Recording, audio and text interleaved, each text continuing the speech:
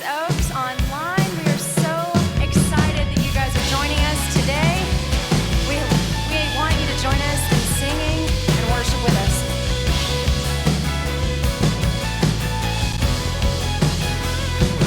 For the world you knew your plans for me. For my heart believed you came to my rescue. And now I'm found in love. There's nowhere else to run.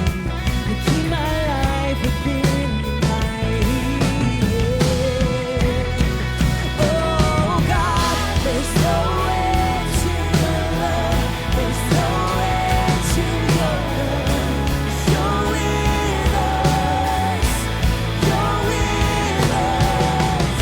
There's nothing in this world that could take you away. You're with us. You're with us. Oh, you're with us, God.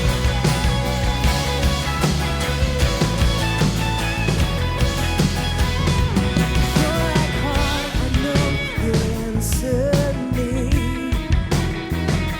You make a way beyond what I could imagine.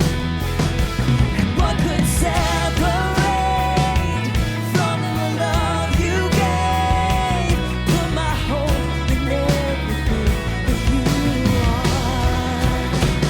Oh God, there's no end to your love. There's no end to your love. You're with us. You're with us. There's nothing in this world that could take you away. 'Cause you're with us. You're with us. Oh, you're with us.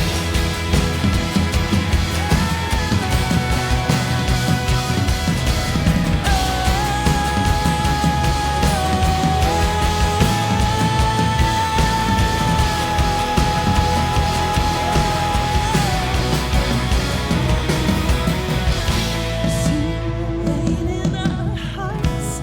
You reign above all. Be lifted on high. Yes, you do. You reign in our hearts. You reign above all. Be lifted on high. You reign in our hearts. You reign above all. Be lifted on high. Be lifted, lifted. You reign in our hearts. You reign above all.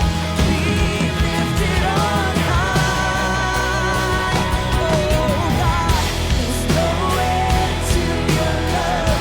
There's no end to your love. 'Cause you're with us. You're with us. There's nothing in this world that could take you away. You're with us.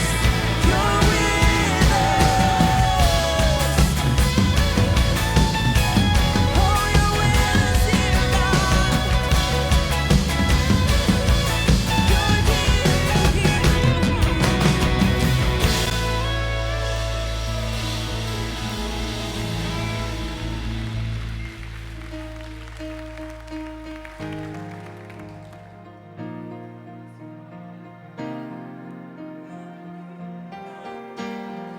You see what's hidden under the surface. You see the beauty under the tarnished. You will find and find what you call gold. You will find and find what you can mold. Find me here in your presence. I'm not leaving the same. Let your refining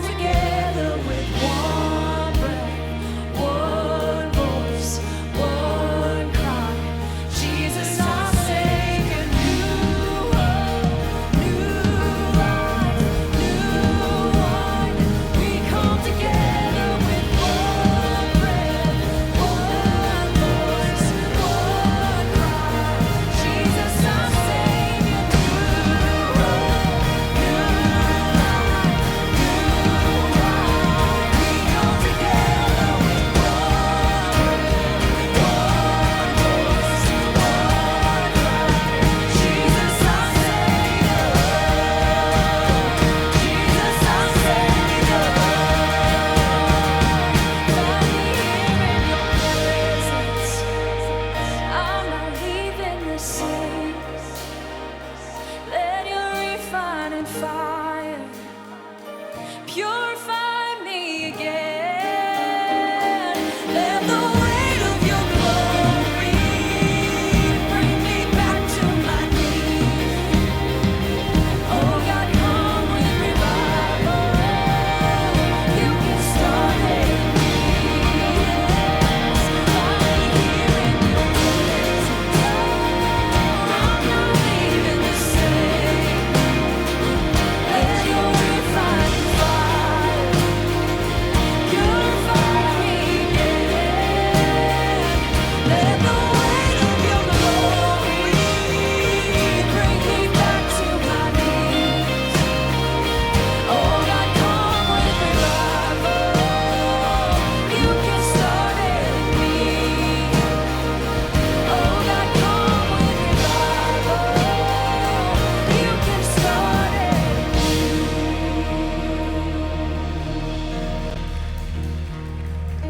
I just want to encourage you wherever you're at to just sit in this moment and just talk to Jesus and just praise him. Ooh, we worship you, Jesus. Oh, you are bringing healing, Lord. You are bringing freedom, touching the hearts of your people.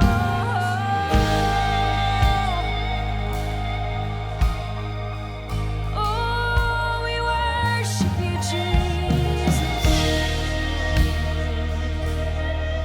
We love you, Jesus. We praise you, Jesus.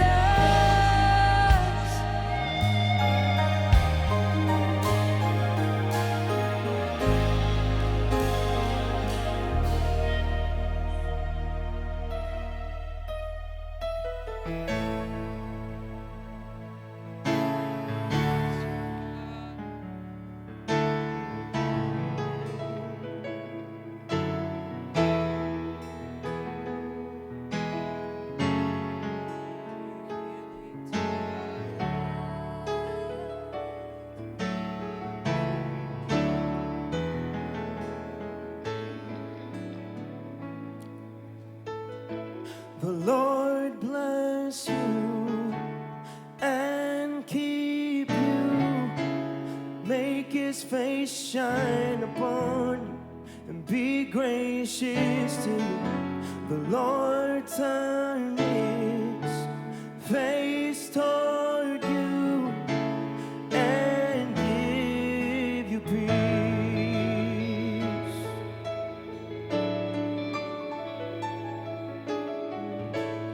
Lord bless you and keep you. Make his face shine upon you and be gracious to you. The Lord turn his face toward you and give you peace.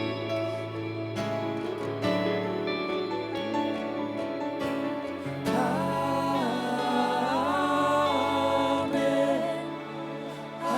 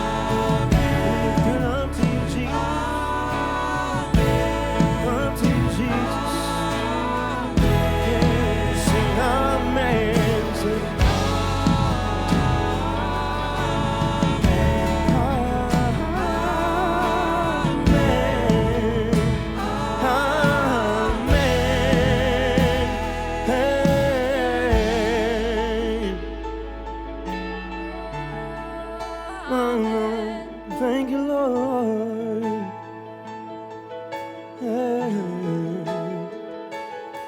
May His favor be upon you and 1,000 generations, and your family, and your children, and their children, and their children. May His favor be upon you and 1,000 generations, and your family, and your children, and their children, and their children. May His presence go before you and behind you and beside you, all around you and within you. He is with you. He is with you. May His presence go before you and behind you and beside you, all around you and within you. He is with you. He is with you. In the morning, in the evening, you're coming, and you're going, and you're weeping, and rejoicing. He is for you. He is for you. He is for you. He is for you. He is for you.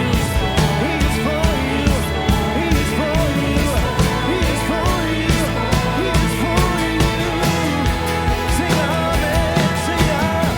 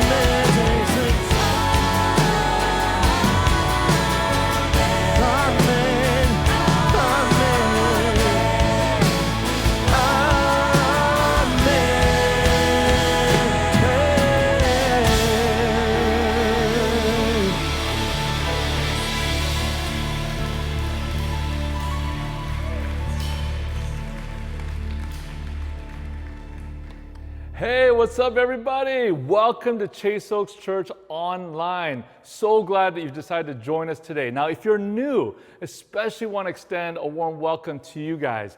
And you know what? We would love to connect with you and share more information about our church and maybe see how we can serve you. So text NEW to 972-544-5651. We would love to reach out to you this week and answer any questions you might have, and give you some helpful information about our church. Hey, and if you're new around here, and even if you're not new, make sure you subscribe to our Need to Know email. It comes out every Wednesday and includes just a handful of the most important things to stay connected here at Chase Oaks. You can subscribe on our website. Please do that today. Now, even though we can't meet in our largest gatherings yet, we still need each other, and you know what? Worshiping together is a major part of being here at Chase Oaks. One solution is to host your very own watch party. Watch parties are basically a small group of people gathering together to experience our weekend services together. This past weekend, we were able to catch up with a couple of watch parties. Let's check it out. Hey, so we are having house parties happen all over the area right now. We are having pool parties, we are having mimosa parties, omelet parties. We have a house party going on right now here at Backyard Restaurant in Murphy. Welcome to my home. My name is Dwayne Kester. What the watch parties have meant to us is that we have the opportunity to fellowship with our friends and neighbors. I really like it because not only do we worship during church, but after church, we have a chance to socialize and play in the pool and connect on a higher level, more intimately. I started missing being at church with other Chase Oakers. And so the ability to come and be a part of a life group and just get to enjoy service together, get to listen to worship music, get to worship together. Not only are we, praising God and hanging out with each other, but we get to do things like swim, eat fajitas. It's so fun. It was just a way that we could, instead of being isolated watching church, we could watch church together with other people that we have been in community with. And so just a great way to do that. I want to invite you to take this opportunity in this season to get really creative with what connection looks like, what church looks like. We have the abilities to do that. And actually, if you check out our website, we've got a space there to give you all the tools you need to be able to set up your own house party and connect with others. So let's do church together. Let's find a unique, incredible expression of church and do a house party. Now, over the summer, your generosity has allowed us as a church to come around the needs of essential workers, provide childcare and meals for families in need, provide backpacks and school supplies for hundreds of kids, and so much more. And now, as we head into the fall, there are going to be so many opportunities for Chase Oaks Church to care for the needs in our community like never before. You're going to learn more about these cool opportunities coming up in these upcoming weeks. All this is possible because of your generosity. Chase Oaks Church is not an organization and an institution. It's people. It's you and me. Your generosity is changing people's lives. Thank you. Now, if you have not begun to give yet, let me encourage you to do so. It makes a huge difference. You can give on our app or on our website. Now, we're in the middle of a series called The Secret Sauce. And this weekend, we're talking about how important it is to have people in our lives who challenge us and sometimes say the difficult things that we really need to hear. But you know what? It's equally important for us to be that type of person who also is willing to do that for others. Now, this isn't easy, but you know what? All meaningful relationships have difficult conversations. Now, before Jeff comes up, our band has one more song, so check this out.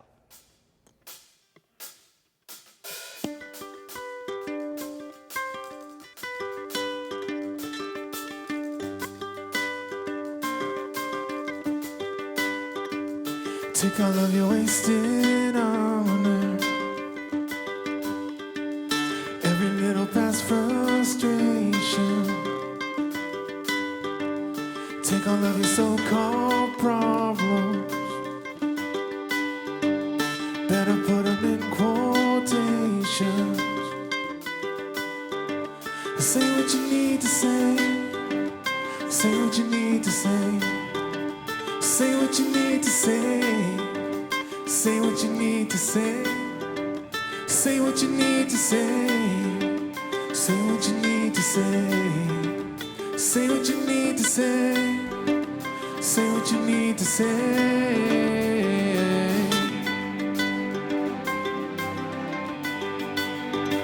They're walking like a one-man army, fighting with the shadows.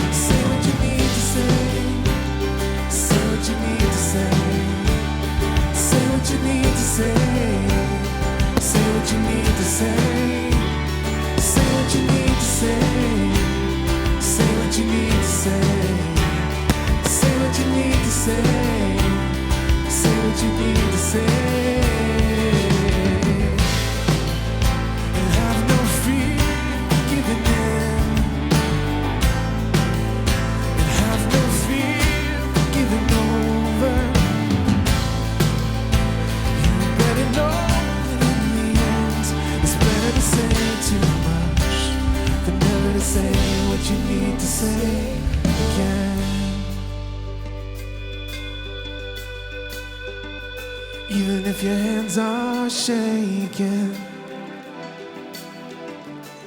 and your faith is broken, even as the eyes are closing, do it with a heart wide open. Say what you need to say. Say what you need to say. Say what you need to say. Say what you need to say. Say what you need to say. Say what you need to say. Say what you need to say. Say what you need to. Say what you need to. Say what you need to say. Say what you need to say. Say what you need to say. Say what you need to say. Say what you need to say. Say what you need to say. Say what you need to say. Say what you need to say.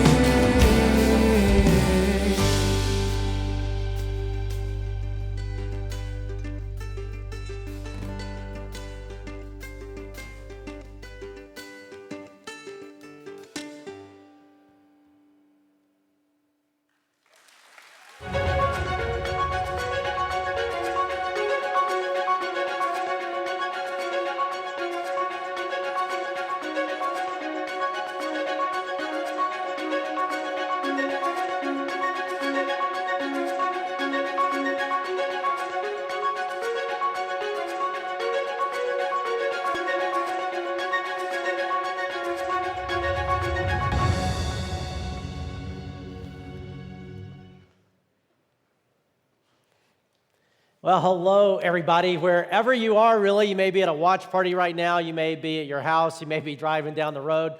You may be in Dallas. You may be anywhere around the world. You may be in our studio audience. I don't know where you are. There's the studio audience right there. But we're really, really glad that you're with us. And today we're talking about saying hard things in relationships. We're in this series called The Secret Sauce.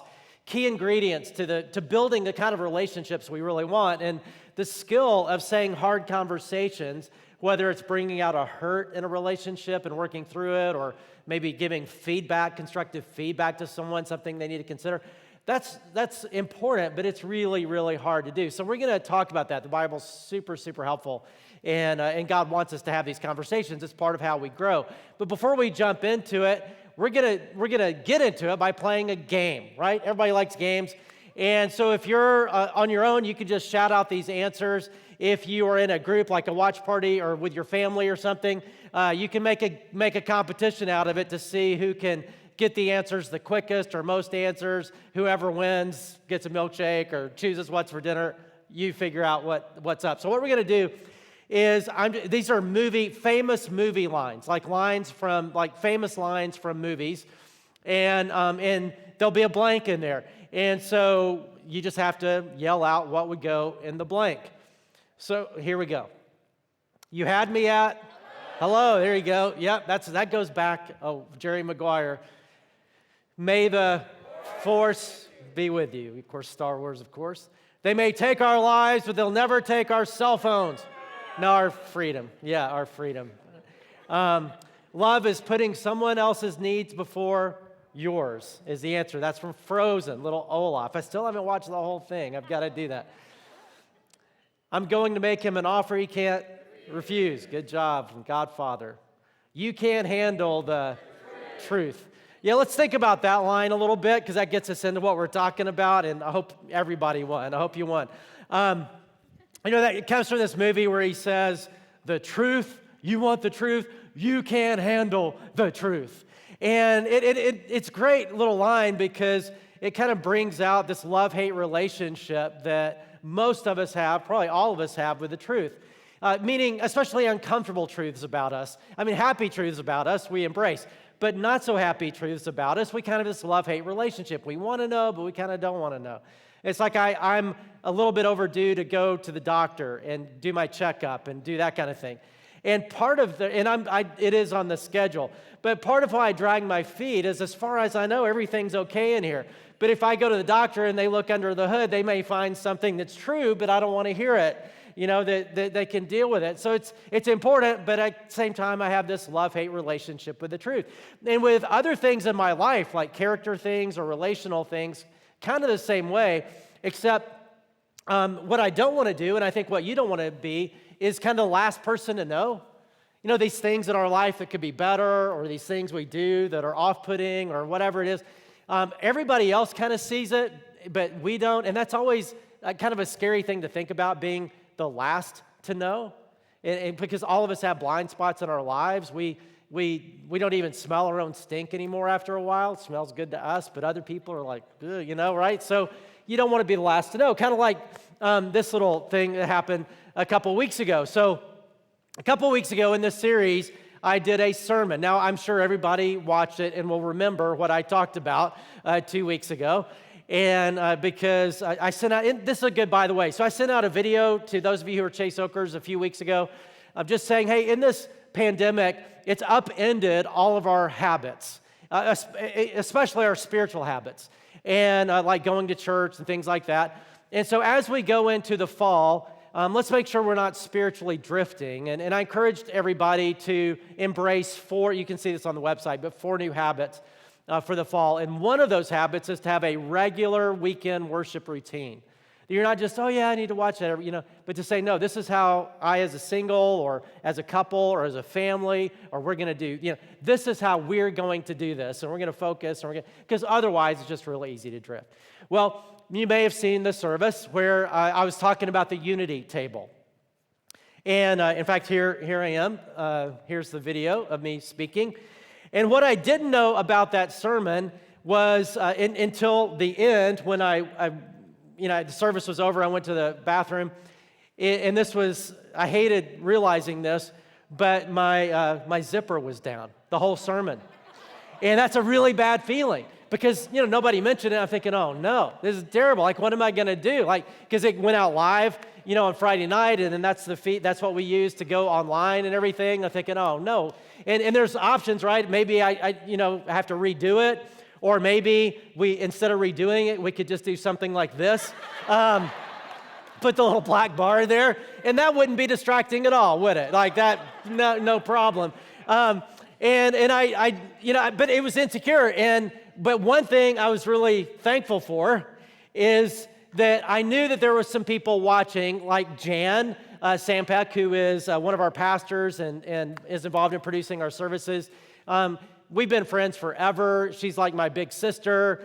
I knew she would tell me the truth. I knew she would say the uncomfortable thing. She wouldn't just leave me not knowing, right? She would let me know. And that gave me some security, just to be sure I did watch Friday night, did watch the feed to make sure I was okay. It was okay. Thankfully, I don't tuck in my shirt. That was helpful. But but those kind of people in your life, like Jan and other people in my life, that love you and love you enough to tell you the truth about you in a gracious way, and all those words are important. They're like MVPs in your life, most valuable players in your life. People who won't just leave you hanging, who won't leave you I sometimes I think of it as like the booger on your nose principle. Like do you have people in your life who will tell you, hey, you got to check that out. Right? Because you don't want to just be left without, everybody else knows, but you don't know. And yet those hard conversations where people, whether it's a problem in a relationship or a conflict or a hurt or something in your character or something that you do, something you think about, those are so important to have, but they're really hard to have. And most of us are not good at it. Some people are good at having them. They'll say hard things, but they're just kind of mean. And not very sensitive. Other people are overly sensitive but never get around to saying it, or say it in such a way that doesn't even feel like a problem. And so how do you do these well? And that's what we're going to talk about today, because it is, as we'll see, a big part of how we grow spiritually is with people giving us that kind of feedback so that we can address it and that we can deal with it. And to help us have these hard conversations, feedback, constructive kind of conversations, we're going to look in the book of John at Jesus and then hear what Paul had to say in Ephesians chapter 4. So first, let's go to Jesus, because obviously he's kind of good at everything, right? So this included. So John was one of his close friends, one of his disciples, and the Word is talking about Jesus. So the Word became flesh and made his dwelling among us. We have seen his glory, the glory of the one and only Son, who came from the Father, full of grace and truth. That's the operative phrase. Full of grace, literally, it's full of grace and full of truth. That Jesus came full of grace and full of truth. And to have these kind of conversations, they have to be full of grace and full of truth. Grace says, I love you like you are. I accept you as you are. That's grace. Truth says, yeah, but I love you too much to stay that way. Truth says you've got to change. So grace says, love you as you are. Truth says, it'd be a whole lot better if you changed. And the best conversations are full of grace and truth, because if you have grace without truth, it feels good in a relationship when somebody's just encouraging and saying, just accepting and all that, but they'll leave you with your zipper down, right? Grace without truth is not very life-changing. It's kind of anemic. But truth without grace is just mean, right? Where somebody just like a critic or somebody just cutting you down all the time and that kind of thing, that's no good either. You need both. Like this past week on Wednesday, I think it was, 2 of our board members, not B-O-R-E-D. Some of you may be like, I'm a board church member. But that's not what I mean. That's mean. Don't say that.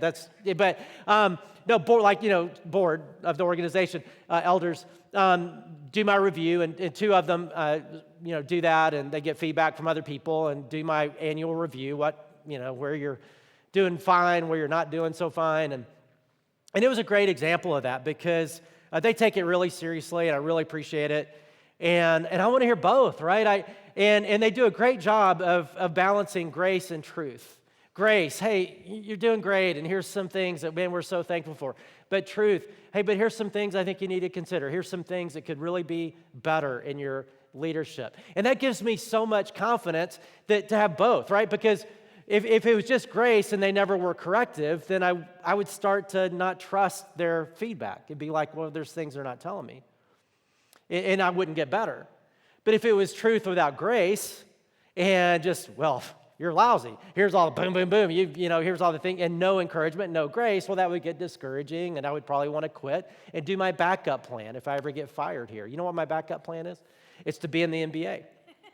And I'm not saying that's the most realistic backup plan in the world, but so I better keep my job, right? But it was a balance of grace and truth. Paul talks about, the way he says it is says the same thing, just in different words. He said, instead, speaking the truth in love, that'll be our operative phrase, speaking the truth in love, grace, we will grow to become in every respect the mature body of him who is the head, that is Christ. What Paul is saying is, one of the key means of spiritual growth is to be in community that will love you enough to tell you the truth about you. And therefore, in this season right now where we're starting a lot of groups, and you can go online and find out how to be in a group, and a whole lot of you are getting into groups, and that's awesome. There's a lot of groups starting, these online groups, and some of them are in-person groups.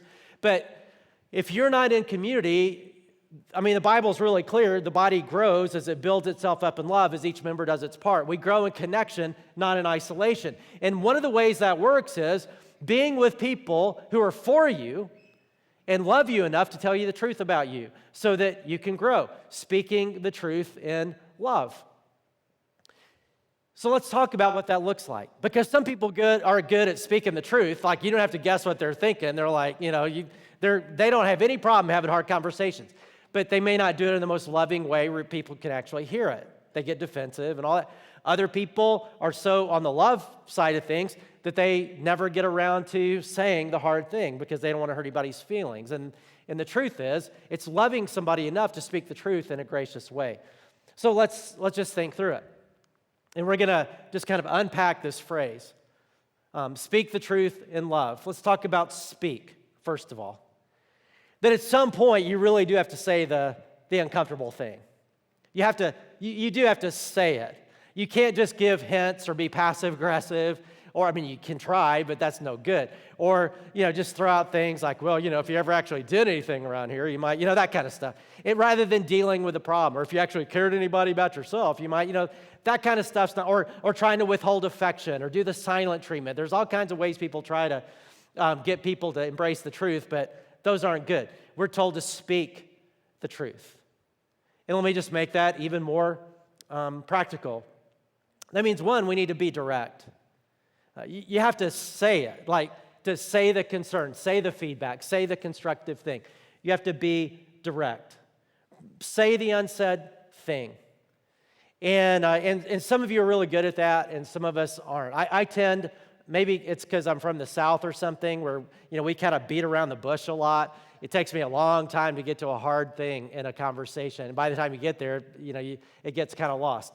Or sometimes people think all I did was say you're great when I was trying to say you got a problem. And so one thing I've learned is one of the best ways to do that is to start with a question, because questions are less, they help people be not as defensive, but it also just gets right to it. So I might say something like this: hey, I'm a big fan, right? But would you be open with me, or would you be open to this if we talk about something that is a concern in our relationship, or a concern in your life that I really think you need to hear? It's not super comfortable to say, and but I really think it'd be a great conversation if you're up for that. Well, then you're stuck, right? You're there, and so be direct. Be balanced. And what I mean by be balanced, we were talking about grace and truth and all that, but if all you ever say is constructive things or concerns, and you don't have a steady diet of affirmation, it's really hard for people to hear concerns because you just feel like a mean critic. And a lot of times it is easy not to say. We leave a lot of unsaid encouragement on the table, like we just never say it. And we need a steady diet of that to create an environment, to create in our relationship where people are open to corrective feedback when they know that you're for them and you're with them. And so therefore it probably needs to be about a 10-to-1 ratio, because most of us remember, if you hear 100 things said about you, you'll remember the one negative thing much more than you remember positive things that people say. So say the unsaid positive things to give kind of this environment of grace that you can say the uncomfortable thing. But it's like one guy in marriage counseling, one couple, they've been married for 50 years, and they're with their marriage counselor, and the wife says to her husband, you never tell me you love me. And he said, well, 50 years ago when we got married, I told you I loved you, and if it ever changes, I'll let you know. Well, that's not good, right? That's you got to let people know. Say the unsaid thing. And then be face-to-face. Jesus talks about that, Matthew 18:15. If your brother or sister sins, go and point out their fault just between the two of you. Now, that's important. It's not tell everybody you know. That's called gossip. You go to the person. But you go actually to the person and do it face-to-face. Jesus didn't say, if you've got a problem with somebody, put it out on Instagram. If you've got a problem with somebody, text them.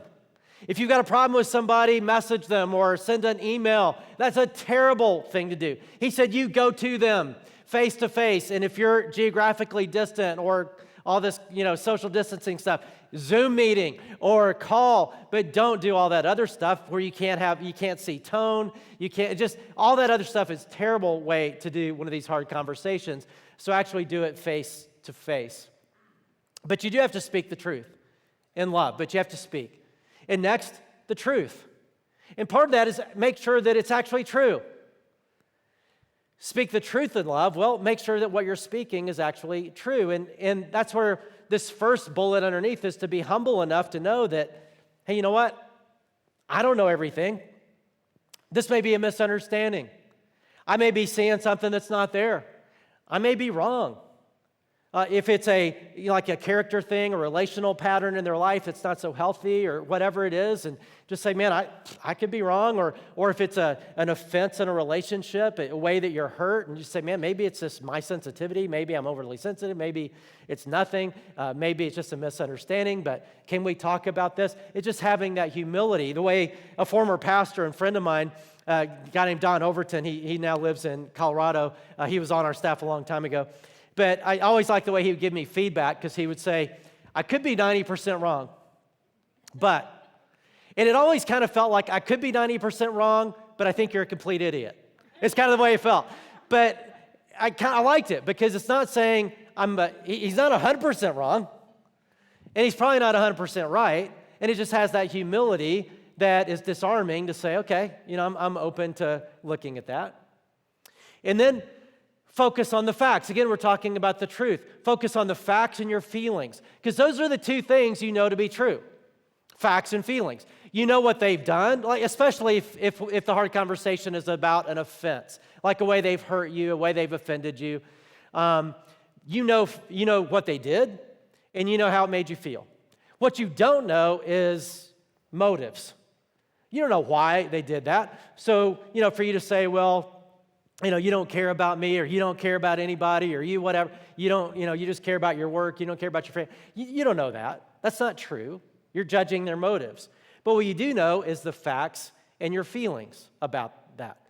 So let me give a scenario. Let's say you live with somebody. You have a roommate, you're married, whatever. You live with somebody, you have kids, and they have this pattern of just being messy and leaving stuff out, and then you have to clean it up, and it's frustrating. So let's say it's after an evening in the morning, on the coffee table in front of the TV, there's leftover wings and Coke and pizza and all this kind of stuff that they left there, and whether it's your roommate or your spouse or kid, whatever, right? And you're frustrated about that, right? Instead of saying, well, you don't care about anybody, you're so lazy, you're da-da-da, you don't know on any of that. But what you do know is what they did and how it made you feel. So to say, hey, look, when you do that, like you did last night, leave everything out, and then, I felt like I had to come in and clean it up. I want you to know I feel frustrated. Makes me feel hurt because it's really insensitive to me. I feel like whatever, right? But about facts and feelings. In fact, this is a great little phrase is when you do blank, I feel blank. Nobody can argue with that, right? That's the truth. Also, be specific. Meaning instead of being general, you're mean, you're insensitive, you're whatever, try to be specific, which includes avoiding the always and never statements. Like you never take out the trash. You always do this. You never consider my feelings. Because that's not true either. And I promise you, they can think of the one time back in 1987 where they took out the trash and they're like, you're totally off, you don't even know what you're talking about. I remember 30 years ago I did that. But, so always and never, don't do that. But be specific. And here, let me give another scenario. So let's say you are married and you're a guy. Now, I know if you're a girl, that's a little bit challenging. But let's say you're married and you're a guy and you have a wife. Her name is Geraldo. Why would I think of that? Let's see, that's weird. Amy. Okay, Amy. Anyway, so let's say you have a wife. Her name is Amy. And you have a mom. And your mom has this pattern of being really demeaning and not very nice and very critical of your wife in public and around your family. And so when you talk to your mom about that, which you should, you could just say, Mom, you're so mean. Quit being mean to my wife, right? But that's really general. So be specific. Like, let's say there was something that happened that you could just bring out. Like, hey, the other night, Mom, when we were all at dinner, family dinner, or just something I really need to talk to you about because this is a pattern, but that dinner really illustrates it. So, she worked really hard on that dinner, and twice you made really mean jokes, condescending jokes. I know you're trying to be funny, but I know, you said these jokes about her cooking, and I could see on her face that it really hurt because she worked hard on that. And I want you to know it made me feel really frustrated for her and hurt. And then she said something one time, and you kind of ridiculed, you were kind of condescending in your response and thinking her opinion was not very smart or whatever, and it was really awkward, and it made her feel really hurt. It shut her down. It made me feel mad at you because you hurt my wife. It made me feel frustrated. It made our kids feel confused about why is their grandmother being mean to their mom. I mean, there's just a lot that happens when you do that. I don't think you want to do that. So can we talk about how that could be different? Because it's got to be different. Well, that's really specific, right? And so be as specific as you can. Speak the truth in love. And then let's talk about love. Right? That's a good thing to talk about. All you need is love. Bum, bum, bum. All you need is love, right? And love is great, but it's not all you need. You do need to speak the truth, but you do need love. You got to have the love part. It needs to be bathed in love. For these for these conversations to work really, really well, somebody has to know that you really are for them, and you really do love them, and you're not going anywhere. Like you're with them, you're for them, but there's something that you need to say because you love them that much, even though it's uncomfortable. So speak the truth in love. What does that mean? Well, first of all, remember the goal. Because the goal of one of these conversations is not to get even. The goal is not to set the record straight. The goal is not to say, well, I'm right and you're wrong. The goal is not to cut them down to size or anything like that. The goal is love. The goal is their benefit. Just like Olaf said, it's not about your needs, but the other person, which is Philippians 2, by the way. Frozen stole the truth from the Bible, which is fine. That's not a problem. But remember the goal. Ephesians 4 says, do not let any unwholesome talk, unhealthy talk that is not nourishing. Do not let any unwholesome talk come out of your mouths, but only what is helpful for building others up according to their needs, that it may benefit those who listen. Don't let any unwholesome talk come out of your mouth. Why? Because the goal is building others up. Only what is helpful for building others up. That's the whole point of a crucial conversation. It's not, I'm right, you're wrong, I'm hurt, I want to hurt you back. One of these conversations about whether it's feedback in their life or some conflict in a relationship or something that's gone, that you're hurt or whatever, is to help build them up. And in order to use words that build them up, that takes some thought. Solomon in Proverbs says, the words of the reckless pierce like swords, but the tongue of the wise brings healing.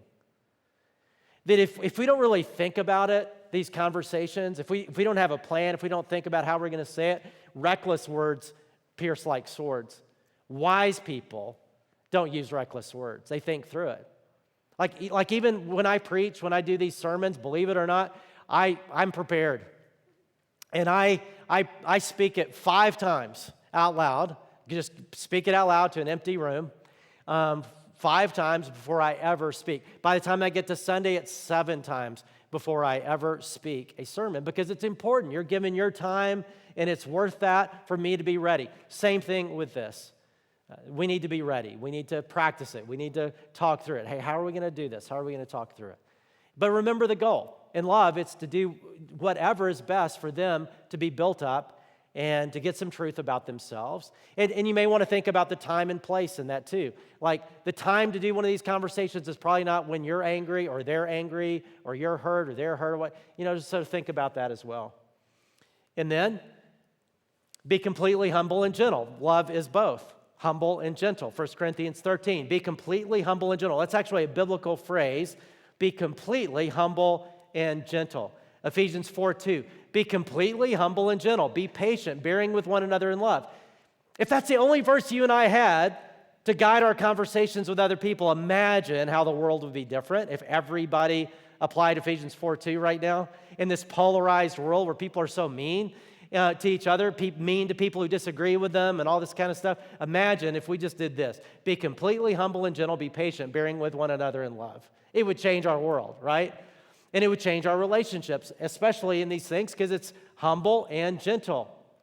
Galatians 6, Paul says, dear brothers and sisters, if another believer is overcome by some sin, there's an issue, you who are godly should gently and humbly, again, gentleness, humility, gently and humbly help that person back onto the right path, and be careful not to fall into the same temptation yourself.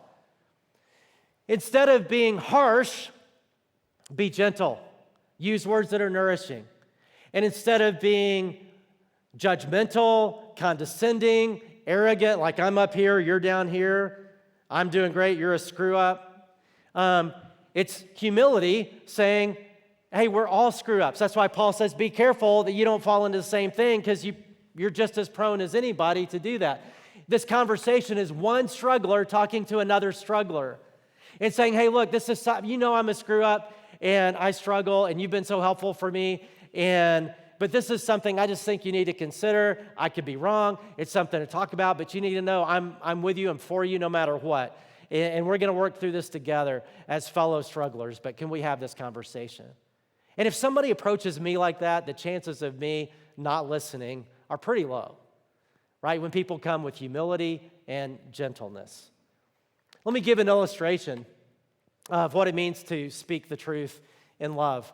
A corrective conversation. So this happened just a couple weeks ago. So a friend of mine, we're leading an effort together, and we had this Zoom meeting with about 30 people on this Zoom meeting, and he was leading the conversation on Zoom, which meant I could kind of, I didn't have to lead the conversation, I was just part of it. And I'm ADD enough that these Zoom meetings are really, really hard to stay with it. And there's so much else to do and look at and see, right?